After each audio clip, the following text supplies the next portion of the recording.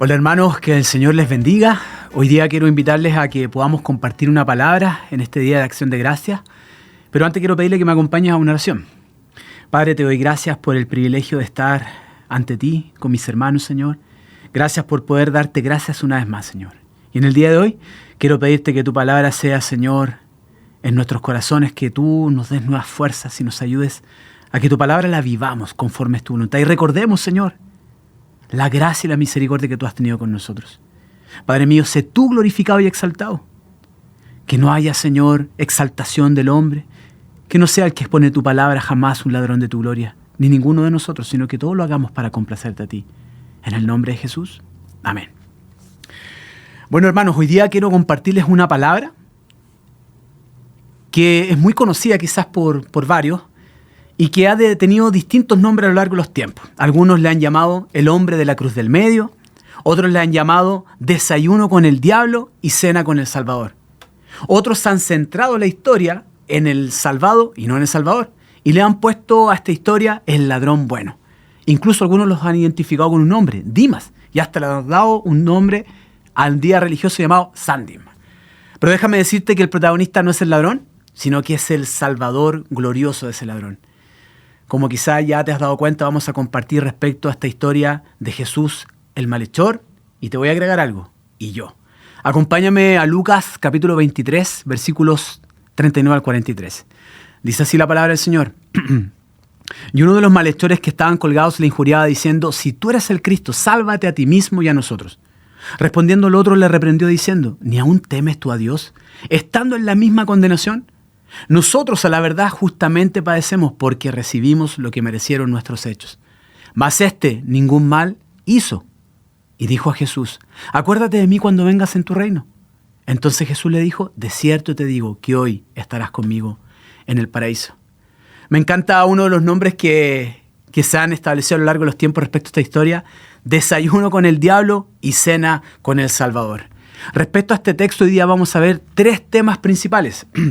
1, la condición del hombre sin Dios. 2, Dios interviene para salvar al hombre. Y 3, Dios salva en su Hijo Jesucristo.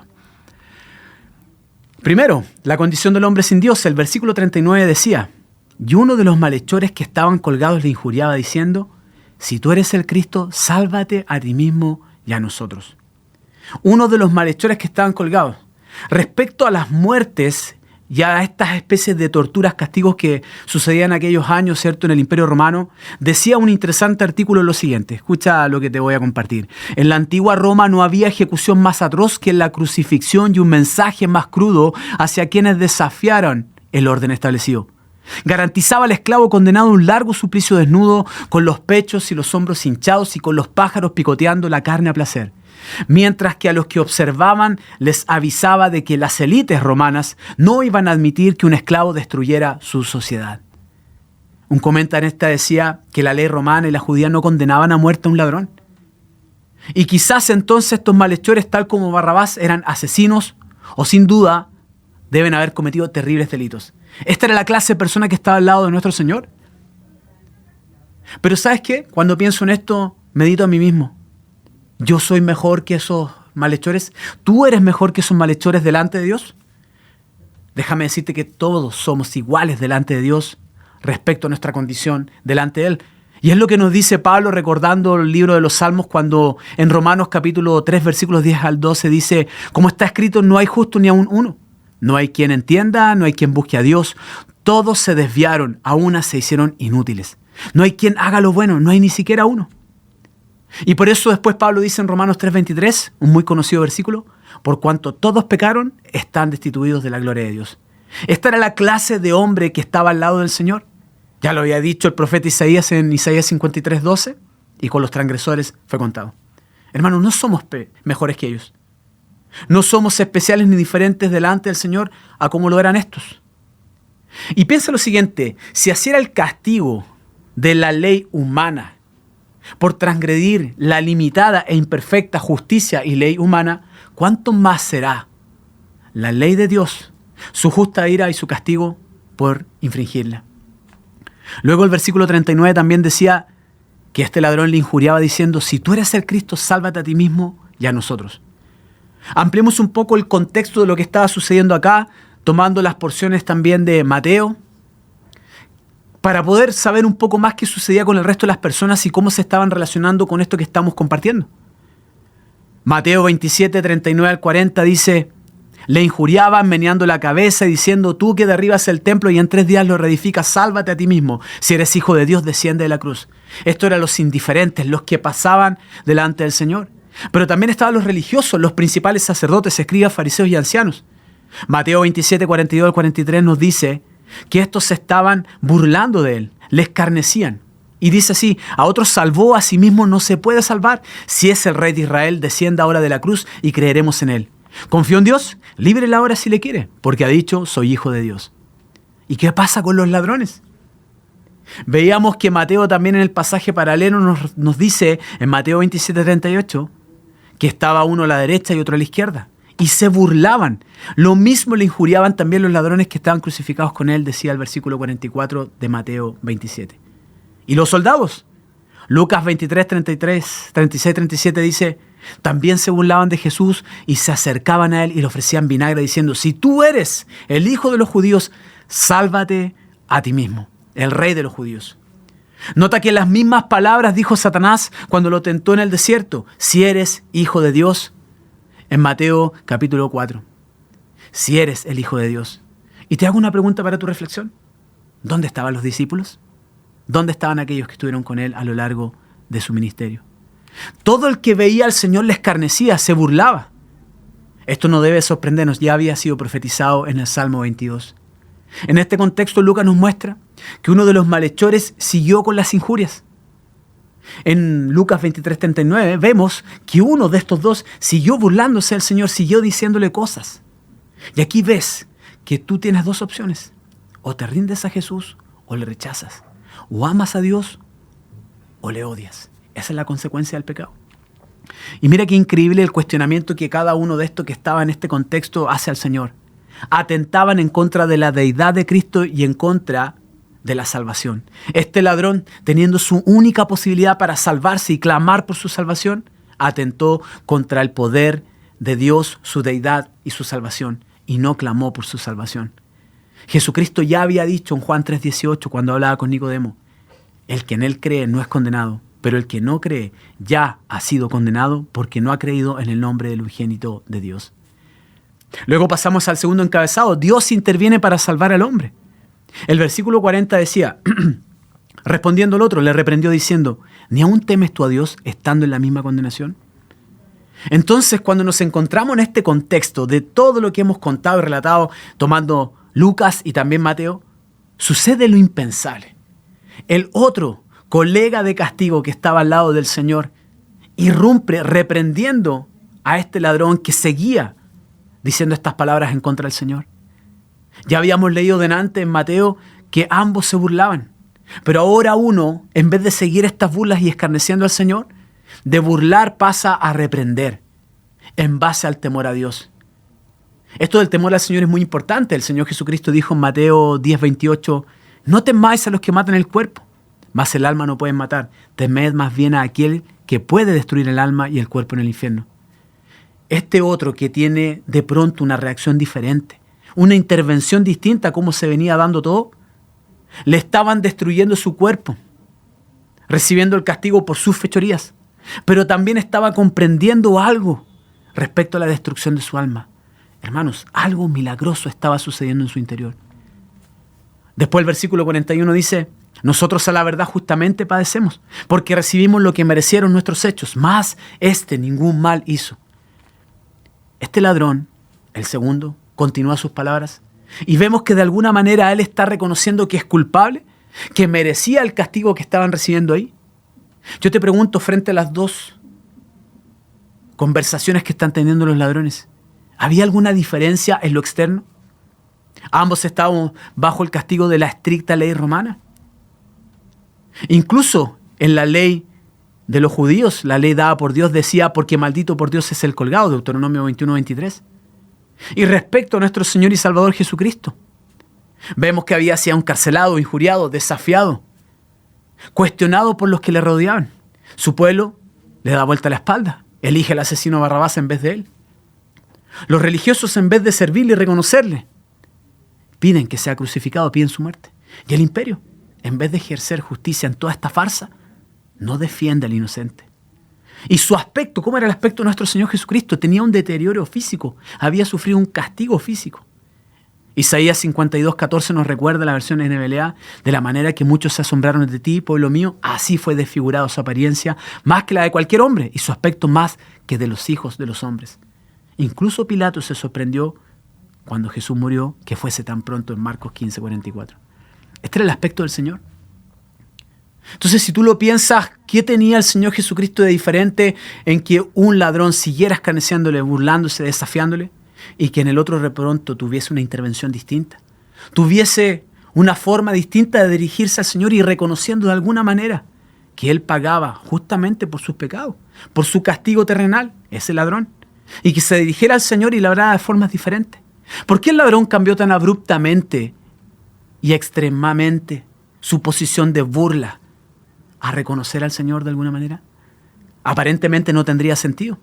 Más si consideramos lo que dice la palabra del Señor en Hebreos 11:6. Y sin fe es imposible agradar a Dios, porque es necesario que el que se acerca a Dios crea que Él existe y que recompensa a los que le buscan. Entonces, ¿qué sucedió? Te voy a leer lo que dice el puritano Arthur Pink respecto a esto. ¿Cómo podemos explicar de este ladrón moribundo que nació de nuevo a través del sufrimiento y la sangre derramada junto al Hijo de Dios? No se puede explicar, aparte de la intervención divina y la operación sobrenatural del Espíritu. Su fe en Cristo fue un milagro de la gracia divina. Hermanos, Dios intervino. Había escogido a ese ladrón como hijo. Ese es el puro afecto de su voluntad, como bien nos dice Efesios 1:5. Versículo 42, y dijo a Jesús, acuérdate de mí cuando vengas en tu reino. ¿Qué podía ofrecer ese ladrón para agradar al Señor? ¿Podía bajarse de la cruz? ¿Tener buenas obras para poder alcanzar la salvación? ¿Podía hacer algo? ¿Podía apelar a su currículum? Él tenía un prontuario. Tan solo 8 palabras llenas de clamor. La petición más importante de la vida de este ladrón, que tendría impactos eternos. Y miren qué bendita ironía. Este que moría le pedía vida a alguien que también moría, a Jesucristo el Señor. Aquí vemos implícitamente el arrepentimiento en este ladrón. Y podemos comparar 2 tipos de arrepentimiento, por ejemplo el de Judas. Mateo 27:3-4 dice, entonces Judas, el que le había entregado, viendo que era condenado, devolvió arrepentido las 30 piezas de plata a los principales sacerdotes y a los ancianos, diciendo, yo he pecado entregando sangre inocente. Esta palabra arrepentido en el original está asociado, y leo literal, a experimentar un cambio con respecto a cosas que a uno le preocupan, que ocurre después de algún cambio en sus emociones. Entrar en un estado de remordimiento emocional después de algo. No es el arrepentimiento del cual nos hablaba el Señor Jesucristo en sus predicaciones. O Juan el Bautista, para dar paso a nuestro Señor en Mateo 3:1. El Señor Jesucristo decía, arrepentidos porque el reino de los cielos se ha acercado. En Mateo 4:17. Este arrepentimiento habla de un cambio de mente, de propósito, de voluntad. Y en el Nuevo Testamento siempre involucra a algo mejor, el arrepentimiento del pecado. Esa es la intervención de Dios en el corazón, a un arrepentimiento genuino y real, no el de Judas y sus acciones. Ahora este ladrón se arrepentía de corazón, cambiando de mente, propósito y entregándole su vida al Señor. Esto es lo que nos dice Pablo en Romanos 10:9-10, que si confesares con tu boca que Jesús es el Señor y creyeres de todo tu corazón que Dios le levantó de los muertos, serás salvo. Porque con el corazón se cree para justicia, pero con la boca se confiesa para salvación. Es la genuina confesión de un corazón arrepentido, pidiendo a Jesús ser salvado en ese momento. Finalmente vamos al tercer encabezado. Dios salva en su Hijo Jesucristo. Versículo 43 decía, entonces Jesús le dijo, de cierto te digo que hoy estarás conmigo en el paraíso. Hermano, nota la respuesta del Señor. Entonces Jesús le dijo. Jesús dijo y no hay más. Son las palabras de Dios. En Génesis 1 podrás ver en la creación, dijo Dios y fue creado todo. Este Jesús es de quien habla Juan en el capítulo 1, versículo 3. Todas las cosas por Él fueron hechas y sin Él nada de lo que ha sido hecho fue hecho. Es la palabra poderosa del Creador que respaldaría sus palabras poderosas con su propia vida, sellaría con su vida lo que Él estaba diciendo. Entonces Jesús le dijo, ¿Y qué fue lo que dijo? De cierto te digo que hoy estarás conmigo en el paraíso. De cierto te digo. Charles Spurgeon, refiriéndose a este de cierto te digo, dijo lo siguiente. Él solía iniciar su predicación con de cierto te digo. Y ahora que está agonizando, utiliza su manera favorita y dice, de cierto. Nuestro Señor no juraba, su más fuerte aseveración era, de cierto, de cierto. ¿Te das cuenta de lo que está diciendo Charles Spurgeon? Esa es la poderosa palabra del Salvador. Y en este momento tan difícil, recuerda todo lo que el Señor había sufrido desde el Getsemaní. Podemos ver cómo empieza a incrementarse todo el sufrimiento físico. Ahora piensa en su interior respecto a su relación con el Padre y su Espíritu. El verdaderamente hombre estaba padeciendo terriblemente en su condición humana. Cuán cansadas, cuán desgastadas deben haber sido sus palabras al hablarle al ladrón. Pero cada bendita palabra que salieron de su perfecta boca estaban ahí para responder al que clamaba por la salvación. Y el verdaderamente Dios, nuestro Señor Jesús, a pesar de todo el cansancio y el castigo que había en su cuerpo, estaba escuchando a este malhechor y en su poderoso designio, Él estableció una sentencia al que clamaba por Él en salvación. De cierto te digo.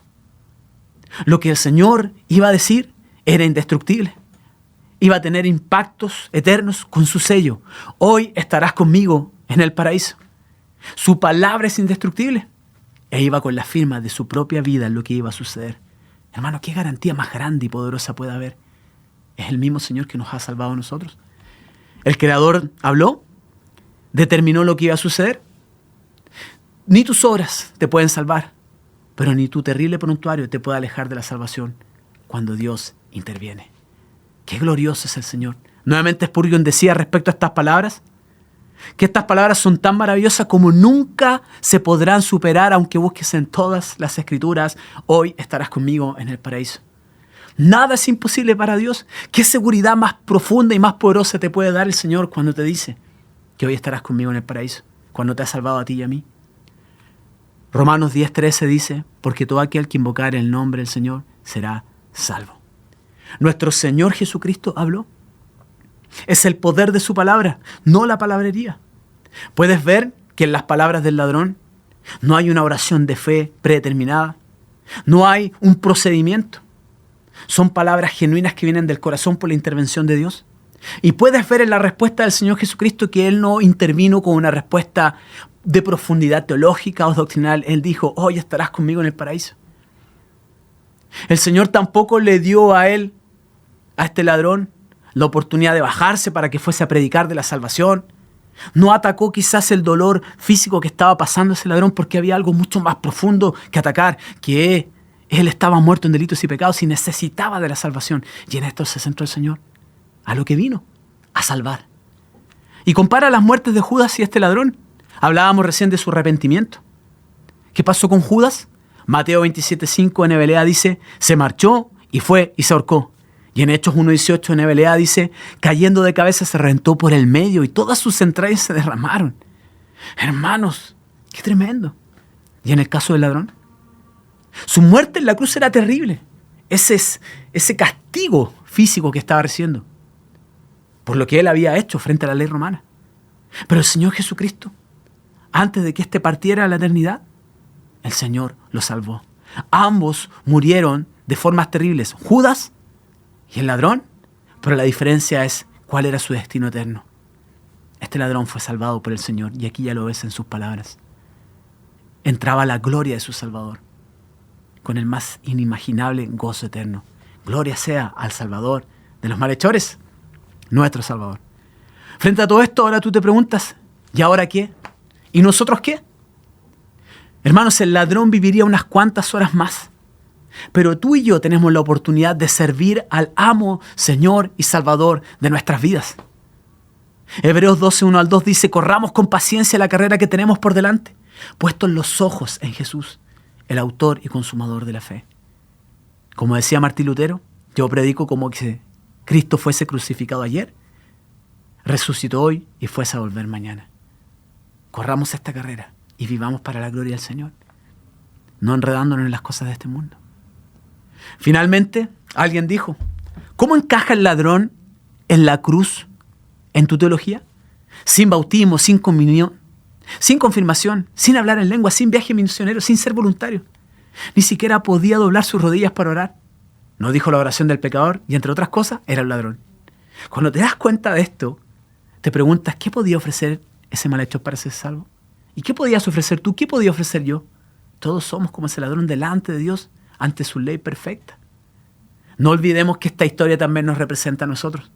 Éramos culpables ante Dios y su justicia perfecta, de no cumplir con su ley, sin posibilidad alguna de poder pagar por nuestros castigos, sin posibilidad alguna de comprar la salvación o ofrecer algo por ella, sino que de declararnos en bancarrota espiritual y que el Señor nos haga ricos al reconocer que Él es el amo y Señor y el único que nos puede salvar.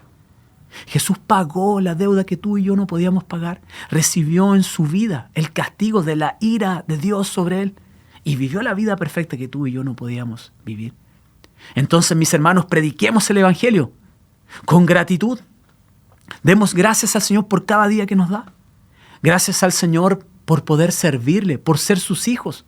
Cuando yo no podía ofrecer nada, lo único que ofrecí fue mi pecado. ¿Cómo entonces no hemos de vivir para la gloria de Dios y trabajar para Él, predicar el Evangelio, hacer discípulos y anhelar fervientemente ser cada vez más como Jesús? Y amigo, a lo mejor hay alguien que nos escucha que no ha rendido su vida al Señor. ¿Te das cuenta que existen solo dos posibilidades? Solo dos clases de malhechores. El que rechaza, odia a Jesús y el que le reconoce y se rinde a Él y le ama y clama por su salvación. El que se arrepintió. Tú tienes la oportunidad también de poder rendirte al Señor. Jesucristo mismo dijo, porque de tal manera amó Dios al mundo que dio a su Hijo unigénito para que todo aquel que en Él cree no se pierda, sino que tenga vida eterna. Porque Dios no envió a su Hijo al mundo para juzgar al mundo, sino para que el mundo sea salvado por Él. Juan 3, 16, 17. Clama a Jesús. Ve a Él. Ríndele tu vida. Y ahora juntos sirvamos para la gloria hasta que Él venga. Hermanos, todos alguna vez estuvimos en una cruz, crucificados por nuestras tristezas, sufrimientos, dolores. Darnos cuenta que nuestra vida era vacía, que estábamos muertos en vida. Y tal vez ahora muchos nos escuchan y así se siente. Pero Cristo vino a dar vida, y vida en abundancia. ¿Cómo entonces, en estos días de acción de gracias, no hemos de darle toda la gloria y nuestra total gratitud al Señor, entregándonos por completo para vivir, para que Él sea glorificado y honrado, sometiéndonos a su voluntad, al señorío de Cristo en nuestras vidas, para la gloria y la complacencia de Él? Una vida de adoración. Te invito a que oremos. Padre, gracias por darnos tanto, salvación, vida eterna, porque nos escogiste para ser salvos en Cristo Jesús. Gracias, Señor Jesús, por tu sacrificio único y sin igual. Gracias por enviar a tu Espíritu para sellar nuestras vidas. Danos la vida y ayudarnos en el andar, en el peregrinaje de esta tierra. Ayúdanos a tener una vida de gratitud, de agradecimiento. A obedecerte por amor, por gratitud y rendirnos por completo cada día para ti. Recordar que un día estábamos en bancarrota, pero tú llegaste a nuestras vidas para llenarnos y darle un propósito. Danos la vida misma en ti. Te pido por aquellos que están oyendo, Señor, que quizás, Señor, se han dado cuenta que eran como el ladrón y el malhechor que rechazaba a Jesús, se burlaba de Él, pero quiere ser ahora como el salvado, para que sus vidas cambien en tus manos. Te doy gracias por estar juntos en este momento y poder agradecerte por poder tener el privilegio de vivir para ti tu gloria, de predicar el Evangelio, de hacer discípulos en tus manos. Nosotros no somos nada, tú lo eres todo. Bendice también, Señor, al Ministerio de Armonía. Bendice a todos los hermanos que están trabajando en esto. Gracias por Gracias, Señor, porque se comunica, se informa, se predica tu palabra. Gracias por todos aquellos que están sirviendo juntamente para ti. Que en todo lo que hagamos, nosotros, nuestras familias, las iglesias, este ministerio y todos los demás, sirvamos con un propósito. La gloria, la honra, la alabanza y la adoración de nuestro Dios. En el nombre de Jesús. Gracias, Señor. Amén. Que Dios los bendiga.